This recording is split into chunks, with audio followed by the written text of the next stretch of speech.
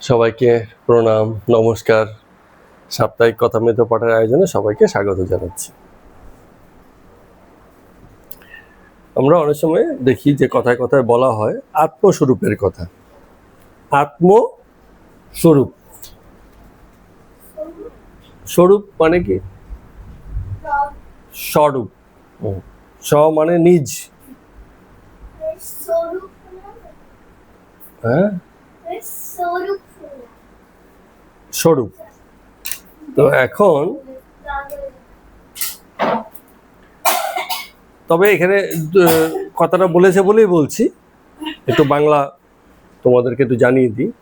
স কথাটা দু রকমে আসে, একটা হচ্ছে কেবল স, আর একটা শয়ের নিচে বফলা থাকে। শয় বফলা স, আর একটা হচ্ছে দন্তস্ব। দুটোর মধ্যে পার্থক্য আছে। কি পার্থক্য?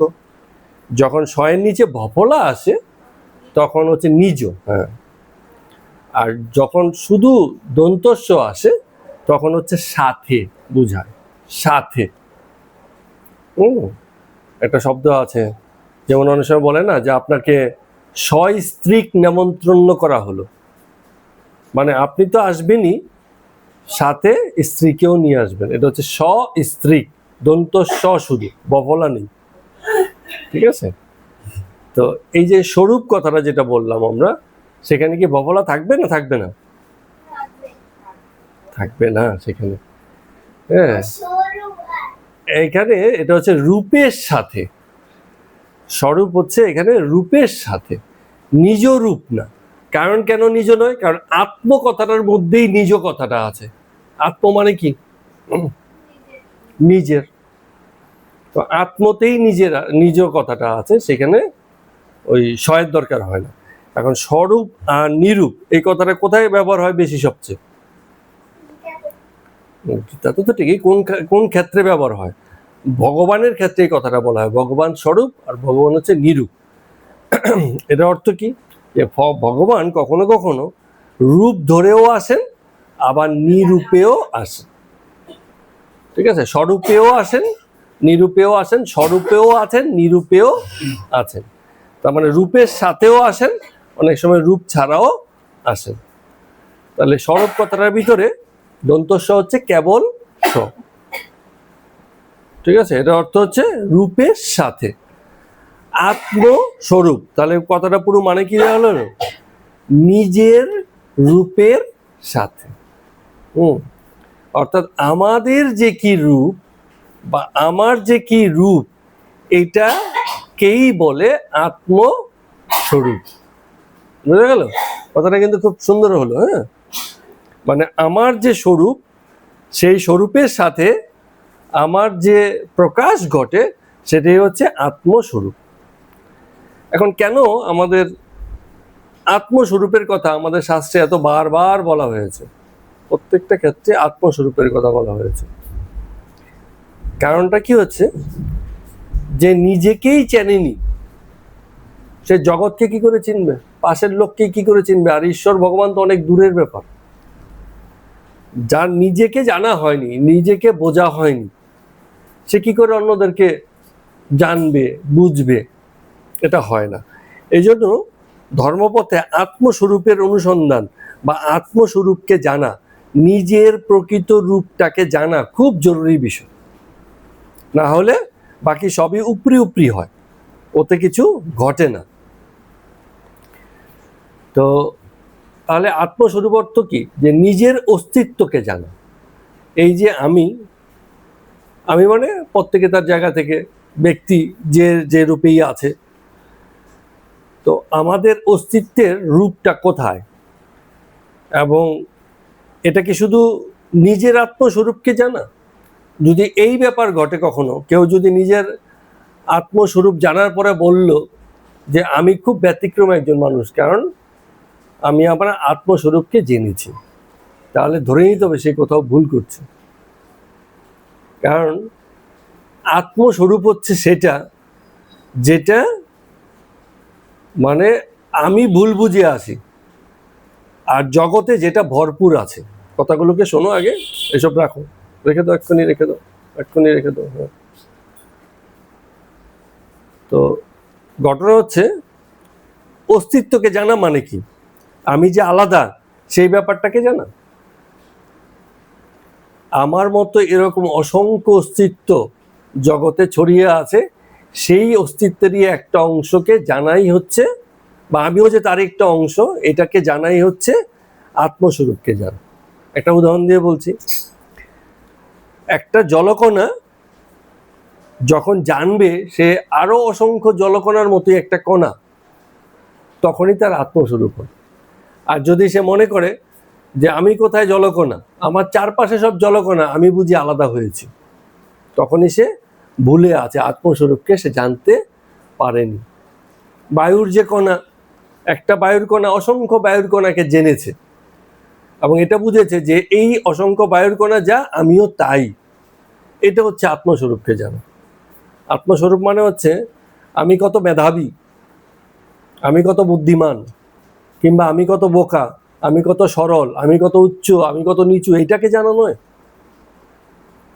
অস্তিত্বকে জানা। অস্তিত্ব মানে হচ্ছে আমি যে অস্তিত্বটা, সেই অস্তিত্বটা কোথা থেকে এলাম, আমি কি আলাদা কেউ, না জগতের এরকম অসংখ্য অস্তিত্বের মতো আমিও একটা অস্তিত্ব।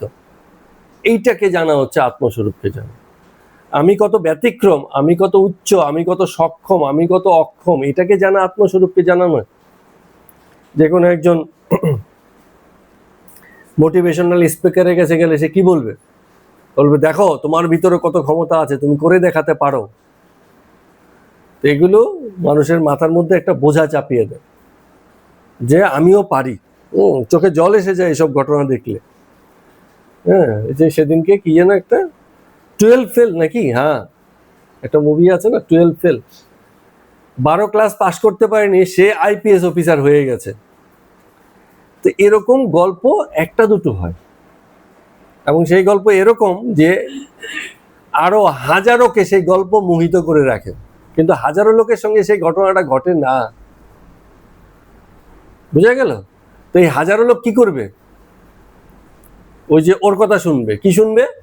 যে আমি 12 ফেল হতে পারি, কিন্তু আমি আমার আত্মস্বরূপকে জানিনি, আর যেদিন জেনেছি সেদিন আমি আইপিএস অফিসার হয়ে গেলাম।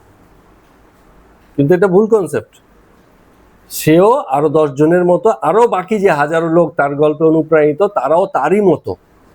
এইটা জানাটা হচ্ছে আত্মস্বরূপকে জানা। সক্ষমতা জানা নয়। সক্ষমতার খেলাটা আলাদা। সক্ষমতার খেলাটা হচ্ছে আলাদা। ওই ওই খেলাটা কিসের উপর দাঁড়িয়ে থাকে? সক্ষমতার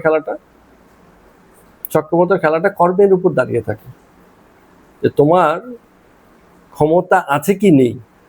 আমরা হিসাব করি এরকমই তো, যে ওর ক্ষমতা আছে, এটা কি করে বুঝবো? কারণ ও কিছু করে দেখিয়েছে। কিন্তু ক্ষমতা আছে, করিয়ে দেখিয়েছে, এটা একটা ঘটনা মাত্র। এরকম ক্ষমতা আরো হাজারো লোকের মধ্যে আছে যারা করে দেখায়নি, কিন্তু ক্ষমতাটা তাদের মধ্যে আছে পূর্ণরূপে। তো এই ক্ষমতাটা যে আছে সবার মধ্যে একই পরিমাণে, এটা জানা হচ্ছে আত্মস্বরূপকে জানা। কিন্তু এইটা জানা নয় যে এই ক্ষমতার আমি করে দেখালাম তবে আমি আত্মস্বরূপকে জানলাম। এটা ভুল হয়ে যায় বেশিরভাগ লোকের মধ্যে। আত্মস্বরূপকে জানা হচ্ছে মিলটা খুঁজে পাওয়া। মিলটা খুঁজে পাওয়া। রাস্তায় একটা পাগল যাচ্ছে, আমি ভাবছি আমি খুব সুস্থ। মিল খুঁজে পেলে কি মনে হবে? যে ওই পাগলে আর আমাতে কোনো ফারাক নেই। আমাদের দৃষ্টিতে ও পাগল, আবার এমন অনেক পাগলামি আমি নিয়ে বসে আছি যা অন্য লোকের দৃষ্টিতে সুস্থতা। কিন্তু পাগলামি দু জায়গাতেই আছে, সুস্থতাও দু জায়গাতেই আছে, ফারাক কিছু নেই। ফারাক হচ্ছে দেখা আর দৃষ্টিভঙ্গির মধ্যে, আর সেখান থেকে আইডেন্টিফিকেশনের মধ্যে। কাউকে বলছি সুস্থ, কাউকে বলছি পাগল, দুজনেই একই, কোনো ফারাক সেখানে নেই।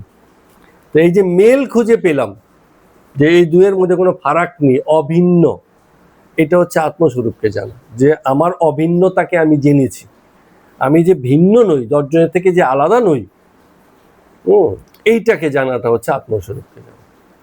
আমরা ভুল করে ফেলি কি, নিজের ক্ষমতাকে, নিজের উচ্চতাকে জানি। এটার অর্থ কি দাঁড়ালো? অর্থ হচ্ছে নিজের সাধারণত্বকে জানা। আমি যে কত সাধারণ, আরো 10 জনের মতোই একজন হয়ে আছি, এটাকে জানা হচ্ছে আত্মস্বরূপকে জানা। যতক্ষণ পর্যন্ত এই ভ্রম থাকবে যে আমি অসাধারণ, আমি সবার থেকে আলাদা, আমি অনেক উঁচু, আমি চাইলে অনেক কিছু করতে পারি, আমি ওর জন্য কিছু করব, আমাকে দিয়ে জগতের হিত হবে, কল্যাণ হবে, আমি বিখ্যাত হব, আমি এই করব সেই করব, এই যে যত সব কনসেপ্ট, এগুলো হচ্ছে একটা মিসকনসেপ্ট, ভুল জানা। এই ভুল জানাকে আত্মস্বরূপ বলে না। আত্মস্বরূপ হচ্ছে এই জানা যে আমি কেউ নই, অথবা কেউ যদি হই আরো 10-এর মতোই আমি একজন। এটা হচ্ছে আত্মস্বরূপ। এটা অর্থ হচ্ছে যে এই যে ব্যক্তি তার আত্মকে জানলো, এটা মানে কি, যে আমার ভিতরে অনেক সময় অনেক রকম খেলা চলছে, ব্যক্তির ভিতরেই সবকিছু। আমরা একটা কথা বলেছিলাম না সেদিন, আমি একটা ওই যে পেজ ওপেন করলাম, সেখানে ওই কথাটা লিখেছি যে যা আছে দেহবাণ্ডে তা আছে ব্রহ্মাণ্ডে। দেহবাণ্ড মানে কি, আমার এই যে শরীর, এই শরীরের ভিতরে তার যে সাকার নিরাকার খেলা চলছে শরীরের মধ্যে, এই মধ্যকার যে খেলাটা চলছে, এই খেলাটা আমার ভিতরে চলছে, আমি ভাবছি যে কেবল আমার মধ্যেই চলছে, কিন্তু পুরো জগৎ জুড়েই তা চলছে। ওর মনে যেসব আবেগের খেলা চলে, আমার মনেও সে একই রকম আবেগের খেলাই চলে, তোমার মনেও সে একই রকম আবেগের খেলাই চলে। আমি ভাবছি আমি খুব পরিণত, আমি ম্যাচিউর, এগুলোকে খুব সামলে নিচ্ছি, আর ও ভাবছে ও পরিণত নয়, ম্যাচিউর নয়, ও সামলাতে পারছে না। কে সামলাতে পারছে কে পারছে না সেটা আলাদা জিনিস, কিন্তু খেলাটা সব জায়গাতে একই আছে, খেলাতে কোনো ফারাক হয়নি, খেলাটা একই আছে। যেমন দক্ষ ড্রাইভারও ড্রাইভার, আর আজকাল যে মানে শিখেছে সেও তো ড্রাইভার। গাড়ি যে চালায় সবাই ড্রাইভার, এর মধ্যে কেউ দক্ষ হবে, কেউ অদক্ষ হবে, কেউ রাফ অ্যান্ড টাফ চালাবে, কিন্তু যে যেমনই চালাক ড্রাইভার তো সবাই এক। তো মনের মধ্যে আবেগের খেলা, এই খেলাটা সবার ক্ষেত্রে একই মন, একই আবেগ, একই রকমই খেলা। কিন্তু যে ড্রাইভার ভালো হয়েছে সেটাকে একটু ব্যবহার করতে পারছে, সুন্দর মতো কাজে লাগাতে পারছে, আর যে অদক্ষ ড্রাইভার রাফ এন্ড মানে ড্রিঙ্ক এন্ড ড্রাইভের মতো হয়ে যায়, তার তার তার কন্ট্রোল নেই, নিয়ন্ত্রণ নেই, সে তখন খেলাটাকে বাজে খেলছে, কিন্তু খেলাটা একই আছে। বুঝা গেল? তো তাহলে মূল ব্যাপারটা কি দাঁড়ালো, যে একটা হচ্ছে আত্মস্বরূপ, আরেকটা হচ্ছে আত্মস্বরূপের ব্যবহার। আত্মস্বরূপ হচ্ছে আমি যে সকলের মতোই সাধারণ, সবার মধ্যে যা কিছু ঘটছে আমার মধ্যেও সে একই জিনিস ঘটছে। আমার মনে বিশেষ একটা আবেগ আসবে, মনে একটা কষ্ট আসবে, দুঃখ আসবে, আমি মনে মনে ভাববো এই কষ্ট এই দুঃখ জগতে আর কারো নাই, শুধু আমারই আছে। ঠিক আছে? কিন্তু জগৎ ভরেই আছে, সবার মধ্যেই আছে। তা আমি যখন ভাবছি কেবল আমারই আছে, এই দুঃখ আমিই কেবল পেয়েছি আর কেউ পায়নি, তখনই আমি ভ্রমে আছি, নিজের স্বরূপকে চিনিনি, নিজের আত্ম তার রূপ নিয়ে আমার কাছে প্রকাশিত হয়নি। তো যখন প্রকাশিত হয়ে যায়, কেউ যখন আত্মস্বরূপকে জেনে যায়, তখন সে ব্যবহারকারী হয়ে যায়। শুধু ব্যবহারকারী হয় না, সে আসলে ইঞ্জিনিয়ার হয়ে যায়। যেমন অনেকে আছে যারা গাড়িও চালাতে জানে, আবার গাড়ি রাস্তাঘাটে যদি ডিস্টার্ব হয়ে যায়, হয় না, চলতে চলতে খারাপ হয়ে গেছে, তখন সে আবার ওটাকে ঠিকঠাক করে ওটাকে আবার বাড়ি নিয়ে আসতে জানে। আবার কেউ আছে শুধু গাড়ি চালাতে জানে, এই গাড়ি যদি রাস্তাঘাটে খারাপ হয়ে যায়, ও আর এটা ঠিক করতে যায় না, তখন কি করবে, মেকানিক ডাকতে হবে, গাড়ি রেখে চলে আসবে, বা ক্রেন দিয়ে গাড়ি টেনে নিয়ে যাবে মেকানিকের ঘরে, সে তো জানে না কিভাবে করতে হয়। তো যার আত্মস্বরূপের ব্যবহার পরিষ্কার হয়ে যায়, যে নিজের এই খেলাগুলোকে সে পরিষ্কার জানে, এমন ব্যক্তি ইঞ্জিনিয়ার হয়ে যায়। সে নিজেই তখন নিজের এই সব ভুল ত্রুটি, আবেগের খেলা, ঠিক আছে, যত রকম মানসিক উত্থান পতন আছে, সেগুলোকে সে কি করতে পারে, হ্যান্ডেল করতে পারে। ব্যাপারটা অনেকটা এরকম, যেমন গাড়ি দিয়ে বলেছি বলে গাড়ির ব্যাপার করে বলছি। কেউ একজন আছে গাড়ির মেকানিক, তার নিজের কোনো গাড়ি নেই। কেউ আছে গাড়ির ড্রাইভার, তারও নিজের কোনো গাড়ি নেই। আবার কেউ আছে গাড়ির মালিক, সে গাড়িতে চড়ে, কিন্তু সে নিজে ড্রাইভ করতেও জানে না, গাড়ি ঠিক করতেও জানে না। তো ব্যাপারটা অনেকটা এরকম হয়ে গেল না? তো এই যে এত রকম ভেদ হলো, তো এর মধ্যে একজন হলো শুধু ব্যবহারকারী। কে সে? যে মালিক হয়ে বসে আছে, সে ব্যবহারকারী, কিন্তু সে মালিক, অধিকার তার। তো আমরা যখন অজ্ঞানে থাকি আমরা মালিক হয়ে যাই, শুধু ব্যবহারকারী। কেন এটা হচ্ছে, কিভাবে এটা হচ্ছে, যদি বিগড়ে যায় তাহলে কিভাবে ঠিক করবো, এসব আমাদের জানা নাই। আমরা শুধু ব্যবহারকারী, মনের অধিকারী। আমরা জানি আমাদের একটা মন আছে, মন এটা চায় ওটা চায়, ওই করে সেই করে, মন খুশি হয় মন দুঃখ পায়। কিন্তু কেন মন খুশি হয়, কেন মন দুঃখ পায়, মন যদি দুঃখ পায় তাহলে কিভাবে তাকে স্বাভাবিক রাখবো, সেসব কৌশল আমাদের জানা নেই। কারণ কি, আমি শুধু মালিক হয়েছি, ব্যবহারকারী হয়েছি। আমি শুধু আরামে এসিতে ঘুমিয়ে ঘুমিয়ে বাড়ি ফিরি, কিন্তু গাড়ি যদি খারাপ হয়ে যায় বা ড্রাইভার যদি না আসে, পরের দিন গাড়ি চালিয়ে যাওয়ার ক্ষমতা আমার কাছে নেই। তাহলে আমি শুধু ব্যবহারকারী হয়েছি, ইউজার। আত্মস্বরূপ আমার ঘটেনি। আবার কেউ কেউ আছে শুধু গাড়ি চালাতে জানে, হ্যাঁ, তার মনে যদি কিছু আসে সে বলবে যে ফালতু মনে এসছে, বাদ দে। কিন্তু বারবারই তার মনে আসে, আর সে কেবল অস্বীকার করে যায়, এটা দরকার নেই, ওটা দরকার নেই, বা এটা দরকার আছে, এটাকে গ্রহণ করলাম। মানে সে কি হচ্ছে, শুধু ওইটুকুনই জানে যে কিভাবে রিজেক্ট করতে হয়, কিভাবে অ্যাকসেপ্ট করতে হয়, কিন্তু এর মেকানিজমটা সে জানে না। কেন এটা আসে, কেন এটা যায়, এইটা সে জানে না। এইটা আবার কে জানে? গাড়ির যিনি ইঞ্জিনিয়ার, তার হয়তো নিজের গাড়িরই নেই, গাড়ির ইঞ্জিনিয়ারের আবার নিজের গাড়িই নেই। অনেক সময় হয় না যে একজন মনের চিকিৎসক, কিন্তু তার মন বলে কিছু নেই, তার ছেলে মেয়ে বলে এর মধ্যে মন বলে কিছু নেই। মন বলে কিছু নেই কি, কারণ মনের আবেগ ফাবেগ প্রকাশিত হয় না, কিন্তু সে মনের চিকিৎসক। তার মানে মনের খেলাতে সে অংশগ্রহণ করে না, কিন্তু মনের খেলাটাকে সে খুব ভালো করে জানে। এই রকম। তো এই যে শুধু যে এইটা, এই যে কথাটা বলা হলো, সেটা যে শুধু মন নিয়ে কথা তা না, শরীর নিয়েও সেই একই কথাই হয়। আমরা অনেকে জানিই না আমাদের শরীর কেন অসুস্থ হয়, ঠিক কিনা? কেন পেট ব্যথা হচ্ছে জানিই না। আমাদের মায়ের তো হয়, খারাপ লাগছে শরীর, কেমন খারাপ লাগছে বলতে পারছে না, ভাষায় প্রকাশ হচ্ছে না। আরে কোথায় ব্যথা, কেন ব্যথা, কি কারণে হচ্ছে, কি মানে এই যে সংযোগটা, মনকে শরীরকে মন বুঝতে পারে না, শরীর কি করে চলছে, কেন ব্যথা হতে পারে, ব্যথা কত রকম, ডাক্তাররা এটা বলে। ডাক্তাররা গেলে রুগীকে অনেক কথা জিজ্ঞেস করে কিনা? কেন এত কথা জিজ্ঞেস করে? বুঝতে চায় আসলে কি হয়েছে। যদি বলে ব্যথা, জিজ্ঞেস করে কেমন ব্যথা, মানে চাপ দিয়ে ধরে রাখা ব্যথা, হালকা ব্যথা, চনটনে ব্যথা, কি রকম ব্যথা। তো এই যে কিরকম কিরকম জানতে চায়, জেনে সেগুলোকে বোঝার চেষ্টা করে। তাহলে ডাক্তার হচ্ছে একটা ইঞ্জিনিয়ারের মতো। সে কি ইঞ্জিনিয়ারিং করেছে? Body engineering. ডাক্তারকে নাম দিয়েছি ডাক্তার, কিন্তু সেও তো একজন ইঞ্জিনিয়ার। সে একটা ইঞ্জিনিয়ার, একটা যন্ত্রকে জানে, আর সে একটা দেহকে জানে। দেহটা একটা যন্ত্র, বলে না আমাদের দেহ যন্ত্র, হ্যাঁ, এই হৃদয়কে বলে হৃদযন্ত্র। তো দেহ একটা যন্ত্র, আর যে দেহ যন্ত্রকে জেনেছে সে হচ্ছে দেহের ইঞ্জিনিয়ার, তাকে আমরা আলাদা নাম দিয়েছি ডাক্তার। কিন্তু সবাই ইঞ্জিনিয়ার, যারা যারা বিশেষ টেকনিক্যাল বিষয় জানে তারা প্রত্যেকেই ইঞ্জিনিয়ার।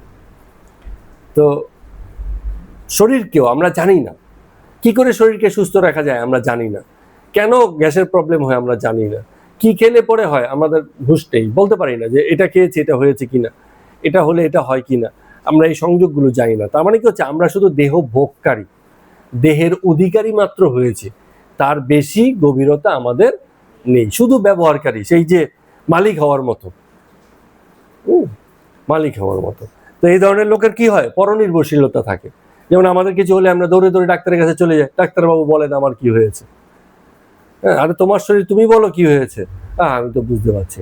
তখন ডাক্তার নানান পরীক্ষা টরীক্ষা করে বিভিন্ন কষ্ট মষ্ট করে জানে এবং ওষুধ দেয়। তখন তার মানে পরনির্ভরশীল হয়ে যায়।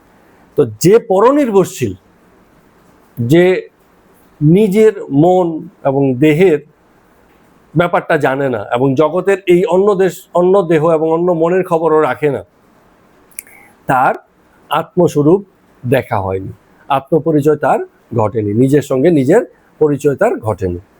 তো এমন ব্যক্তি কি? এমন ব্যক্তি অজ্ঞান, যে ওকেও জানলো না, নিজেকেও জানলো না, অন্য কাউকে জানলো না, সেই ব্যক্তি এবার যতই জ্ঞানী হোক, যতই পণ্ডিত হোক, যতই তার ডিগ্রি সার্টিফিকেট যাই কিছু থাকুক, সে হচ্ছে অজ্ঞান হয়ে আছে, সে জানে না। এই জন্য মানে আত্মস্বরূপ হচ্ছে নিজের সাধারণত্বকে, আমি যে আরো 10 জনের মতো সাধারণ, এই জিনিসটাকে আবিষ্কার করা, জানা এবং বোঝা। বুঝলে পরে সে বলতে পারবে। আমার যদি এরকম হয়, হ্যাঁ, তাহলে এটা হচ্ছে পেটের খিদে। আর যদি এরকম ব্যথা হয় তাহলে এটা হবে পেটের গ্যাস্ট্রিক বা আলসারের ব্যথা। তো খিদের ব্যথা আলসারের ব্যথার মধ্যে পার্থক্য তো আছে, এটাকে বুঝতে হবে। এই জিনিসগুলো নিজের যদি বুঝতে পারি তাহলে আরেকজনেরটাও বোঝা যাবে। এই রকম আর কি কথাগুলো হচ্ছে এই অর্থে। তাহলে মন এবং দেহ এই দুয়েরই আত্মপরিচয় জানা দরকার, সাধারণত্বকে জানা দরকার। বিশেষত্ব বলে কিছু নেই, সবই সাধারণ, সবই একই। আর আমরা যখন এটা বিশেষ ভাবি তখনই আমরা অজ্ঞানে আছি। যখনই বলি এটা সাধারণ, তোমার যে ব্যথা আমারও সেই একই ব্যথা, তখনই আমরা আত্মস্বরূপের পরিচয় ঘটেছে বলে ধরে নিতে পারি। ঠিক আছে? তো সবশেষে বলছি, আত্মস্বরূপ এটা বলতে কি বুঝলাম, মানে এই আলোচনাটা শেষে কি মনে হলো? আত্মস্বরূপ মানে কি? মানে আত্মস্বরূপকে জানা বলতে কি জানা, বলো? হ্যাঁ, প্রজ্ঞা বলবে। হ্যাঁ,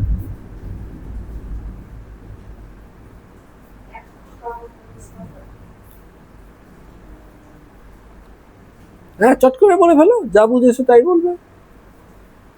তাতে ভুল শুদ্ধ যেমনই হোক, যা বুঝেছো তাই বলবে। আত্মস্বরূপকে জানা মানে কি? নিজের কি জানা? নিজের ক্ষমতাকে, হ্যাঁ, আর দেহকেও জানা। হ্যাঁ, তো এটা জানলে পরে কি লাভ হবে? নিজের ক্ষমতা বাড়বে।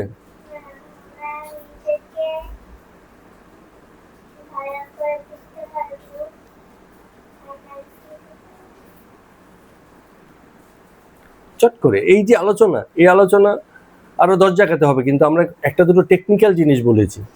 কি সেটা? সেটা হচ্ছে নিজের আত্মস্বরূপকে জানা মানে অন্য কেউ জানা, সাধারণত্বকে জানা, আমি আর তুমিতে যে পার্থক্য নেই এইটাকে জানা।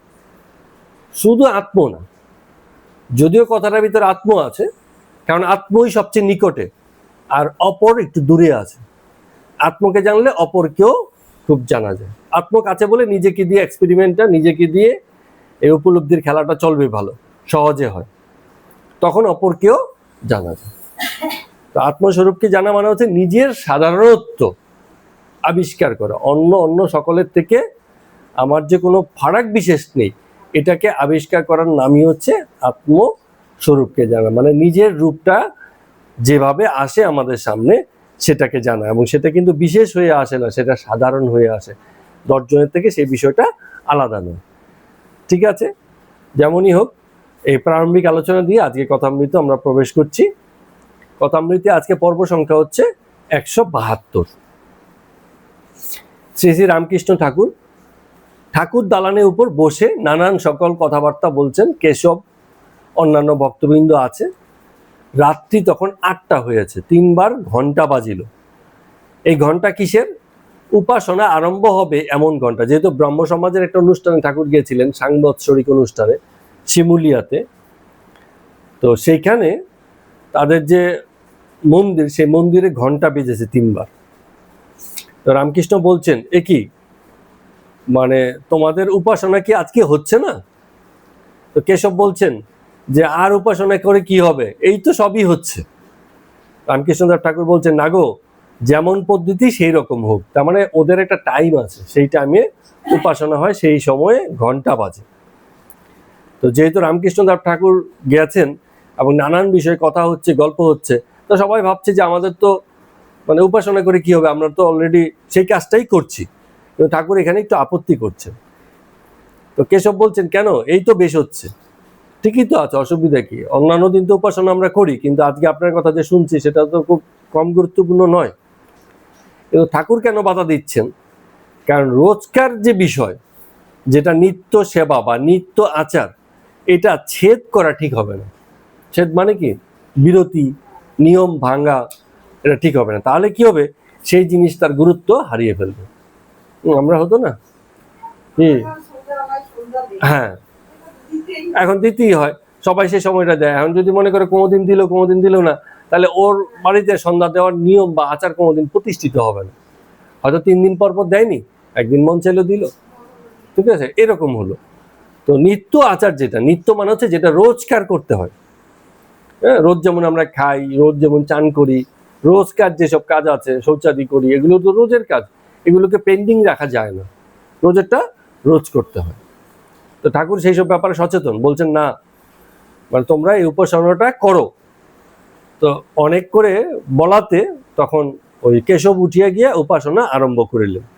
মানে ঠাকুর নিজের কথা বলছেন বলে তোমাদেরকে উপাসনা বন্ধ হয়ে যাবে এই জিনিসটাকে কিন্তু মানে প্রশ্রয় দিলেন না, বলছেন না তোমাদের উপাসনা তোমরা করো। আর উপাসনা যখন চলছিল সেই সময় ঠাকুর একবার সমাধিস্থ হয়ে গেলেন।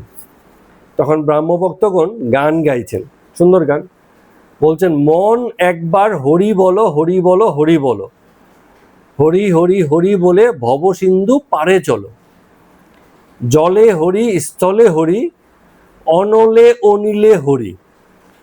আচ্ছা, জলে মানে কি তো জানি, স্থলে মানেও জানি, অনলে মানে হচ্ছে আগুনে, আগুনেও হরি আছে, অনিলেও হরি আছে। অনিল মানে কি? আকাশ না, এটা হচ্ছে অনীল নয়। নীল মানে কি? নীল মানে হচ্ছে ব্লু, মানে ব্লু, ব্লু এর বাংলা কি? নীল, ঠিক আছে। তো অনিল মানে হচ্ছে নীল নয়, কিন্তু এখানে বানানটা কিন্তু নয় দীর্ঘইকার না, এটা হচ্ছে নয় রস্যইকার, রস্যইকার, অনীল, দীর্ঘ না উচ্চারণটা, অনীল নয়, অনিল, ঠিক আছে। এই অনিল অর্থ হচ্ছে বায়ু, অনিল অর্থ হচ্ছে বায়ু। তো বলছে অনলেও হরি আছেন, অনিলেও হরি আছেন, বায়ু, বায়ুর দেবতাকেও অনিল বলে। তারপরে বলছেন চন্দ্রে হরি সূর্যে হরি, হরিময় এই ভূমণ্ডল। এই যে জগৎ আছে, এই জগতে সর্বত্রই হরি বিরাজিত, ঠিক আছে। বস্তুতেও হরি, ব্যক্তিতেও হরি, প্রাণেতেও হরি, অপ্রাণেও হরি, সর্বত্রই হরিরই প্রকাশ। এইটা হচ্ছে তাদের গান। তো এই গান শুনে ঠাকুর রামকৃষ্ণদেব ভাবস্থ হয়ে দণ্ডায়মান আছেন। তো কেশব অতি সন্তর্পণে তাকে ওই দালান থেকে ধীরে ধীরে ধরে ধরে নামালেন। তো যখন গান আরো চলছিল, গান শুনতে শুনতে ঠাকুর এবার সম্বিত ফিরে নৃত্য করতে শুরু করলেন। চতুর্দিকে ভক্তগণ নাচতে শুরু করেছে। তো এরকম মানে অনুষ্ঠান চলছে। পরে ওই জ্ঞানবাবুর বাড়িতে দোতলার ঘরে রামকৃষ্ণদেব, কেশব আর অন্যান্য যে ভক্তবৃন্দ, তাদের জল খাবারের আয়োজন হয়েছে। মানে যে কোনো অনুষ্ঠান বাড়িতে, ধর্মীয় অনুষ্ঠান হলেও শেষ পাতে, শেষে কি হয়, একটু জল খাবারের মিষ্টি বা যাই আছে একটা জলযোগের ব্যবস্থা থাকে। তো তারা খেয়ে যখন নিচে নামছেন, দেখছেন অন্যান্য ভক্তবৃন্দ সেখানে মানে জলযোগ করছে। তো নিচে নেমে আবার গান শুরু হয়েছে, সকলে মিলে আবার সেই গান এবং নাচ শুরু করেছে। তো এরকম করে রাত্রি দ্বিপ্রহর মানে রাত্রি প্রায় 2টো বেজে গেছে এরকম। তো একটু বিশ্রাম করে ঠাকুর আবার কেশবের সঙ্গে কথা বলছেন। কি বলছেন দেখুন, বলছে তোমার ছেলের বিবাহের বিদায় আমাকে পাঠিয়েছিলে কেন? অনেক সময় কি হয়, ছেলের বিবাহে অনেক সময় পাওয়া যায় না, বিদায় মানে কি আমি ঠিক জানি না, এটা কোন রীতি? বিদায় মানে তো হ্যাঁ, ছেলেকে বিবাহের বিদায় মানে ছেলের বিয়েতে কোনো অনুষ্ঠানে কিছু একটা পেয়েছে, গিফট ফিফট এরকম হতে পারে, আমি জানি না। হ্যাঁ, না এটা না, এখানে পুরো কথাটা বলছে ছেলের বিবাহের বিদায় পাঠিয়েছিলে কেন, ফেরত এনো আমি ওসব নিয়ে কি করব। মানে ছেলের বিবাহের কোনো একটা গিফট বা উপহার ঠাকুরকে পাঠানো হয়েছে, ঠাকুর বলছেন এগুলোকে ফেরত এনো আমি ওসব নিয়ে কি করবো, কারণ ঠাকুর কখনো এসব গ্রহণ করতেন না কারোর থেকে। তো কেশব একটু একটু করে হাসছেন। ঠাকুর আবার বলছেন যে তুমি মাঝে মাঝে আমার নামও কাগজে প্রকাশ করো, মানে পেপারে নাম বার করে আর কি। কখনো বই লিখে, কখনো খবরের কাগজে লিখে কারুকে বড় করা যায় না। ভগবান যাকে বড় করেন বনে থাকলেও তাকে সকলে জানতে পারে। আর আমার উদাহরণ দিয়ে বলছেন, গভীর বনে ফুল ফুটেছে, তো মৌমাছি সেই যত গভীর বনেই ফুটুক ঠিক গিয়ে খুঁজে বার করবে। এটা মানে কি, যে অনুসন্ধিৎসু, যার মনে ঈশ্বরের ব্যাপারে আগ্রহ আছে, জানার ইচ্ছা আছে, ঈশ্বরের প্রতি প্রেম আছে, সে কি করবে, মহাপুরুষ, সৎপুরুষ, সৎসঙ্গ করার লোককে ঠিক খুঁজে বার করবে, ঠিক না? তো এই কথাটাই বলছেন যে মৌমাছিকে সন্ধান দিতে হয় না, বলতে হয় না অমুক জায়গায় ফুল ফুটেছে তুমি যাও, ও নিজেই ঘুরতে থাকে, খুঁজতে থাকে। তো অন্য মাছি কিন্তু এসবের সন্ধান পায় না, মৌমাছি সন্ধান পায়, কারণ মৌমাছি ফুল ছাড়া অন্য কোথাও থেকে মধু বসে না, মধু খায়ও না। তো মানুষ আসলে কি করবে? মানুষের মুখ চেয়েও না, কারণ লোক হচ্ছে পোকের মতো, ঠাকুরের ভাষা না, বলছে লোক পোক। পোক যেমন পোকা, পোক মানে হচ্ছে পোকা, পোকা যেমন আসে, এই যে বৃষ্টি হয়েছে এখন পোকা ঘরের মধ্যে ঢুকবে, আবার কি হচ্ছে চলেও যাবে। এদের এদের ইসের ঠিক নেই, এরা আলো দেখলে দৌড়ে চলে আসে, আবার অন্ধকার হলে ঠিক চলে যায়। তো বলছে লোকের স্বভাব এমন, যে মুখে ভালো বলবে আবার সেই মুখেই একটু বাদে মন্দ বলবে।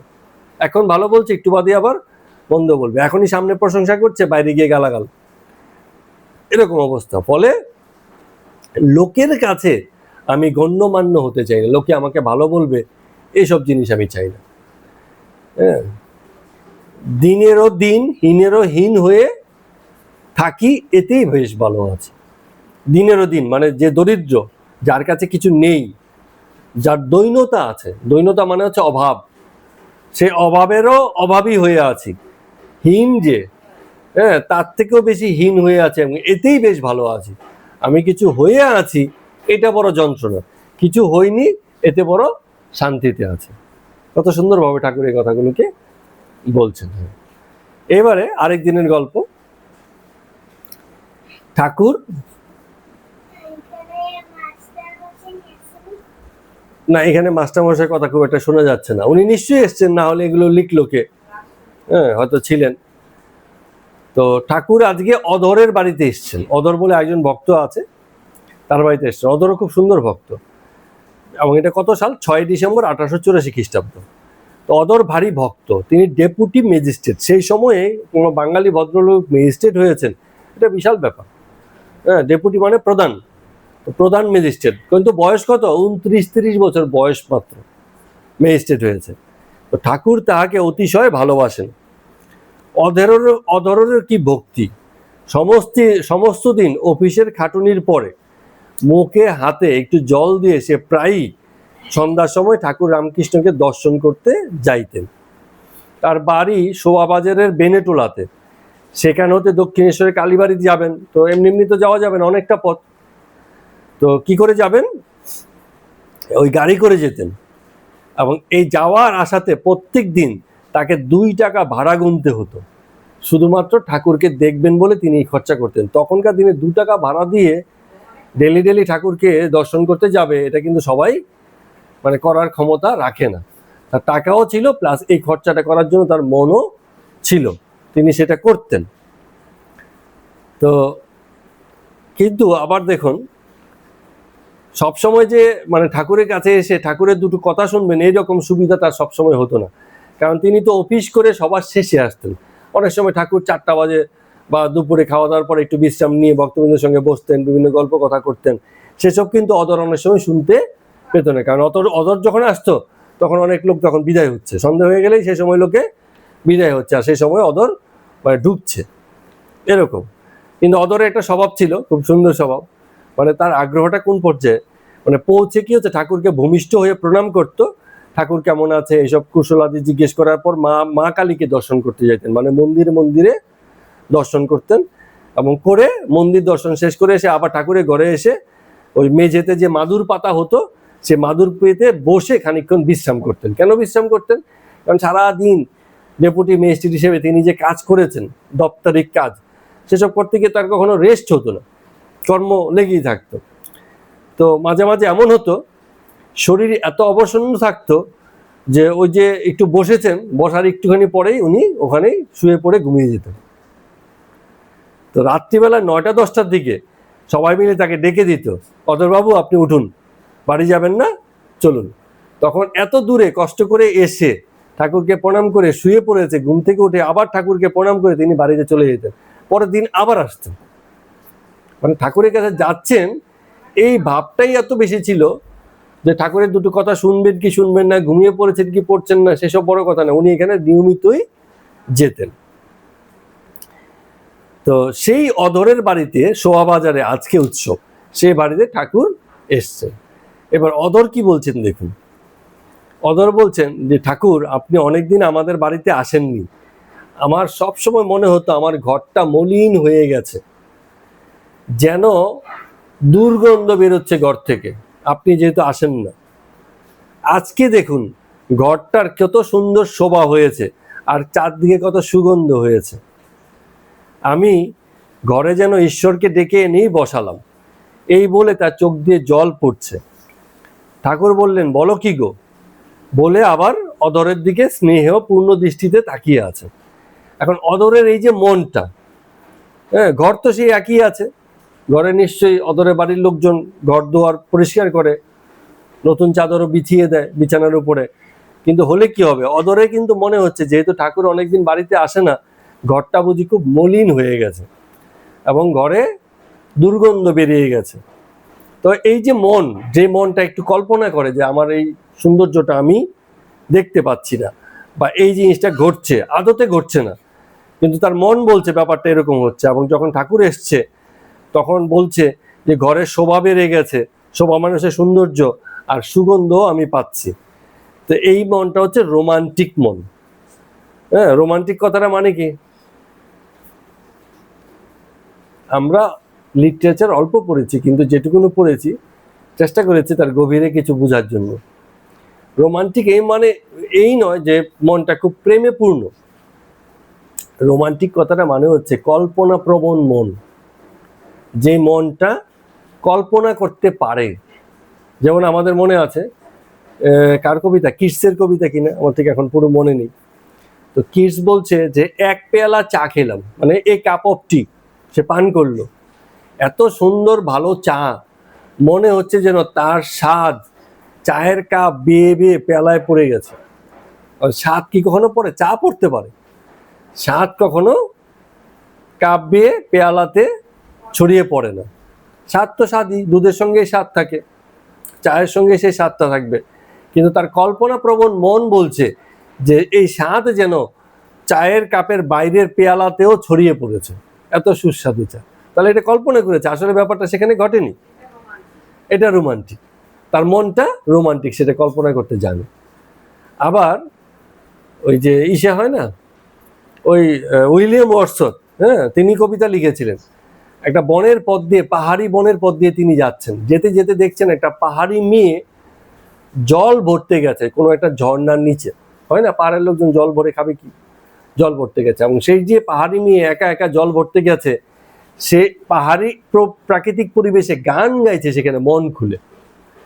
তো ওই উইলিয়াম ওয়ার্ডসওয়ার্থ যেতে যেতে সেই গান শুনছেন, সেই বাচ্চা মেয়ের, কম বয়সী মেয়ের গান শুনছেন, বলছেন সেই ভাষা আমি জানি না, কি ভাষায় গান গাইছে পাহাড়ি আমি কিছু জানি না, কিন্তু তার সুর এত সুন্দর, এত মধুর, আমার মনে হচ্ছিল পুরো পাহাড়ি এলাকা সেই মধুরতা দিয়ে ঢেকে গেছে। তো এই যে কবিতা, কবি এই কথাটা বলছেন, যে গান গাইছে সেও হয়তো জানে না, কিন্তু কবি গান শুনে এত রোমান্টিক হয়ে গেছেন, এই জগতের এই জিনিসটা দেখতে পাচ্ছে। ঠিক আছে, যেমন অনেক সময় হয় না, কেউ একজন, হ্যাঁ, যেমন মনে করো প্রজ্ঞাই এত সুন্দর করে সেজেছে, প্রজ্ঞার বাবা বলছে যে তোকে তো রাজকুমারীর মতো লাগছে।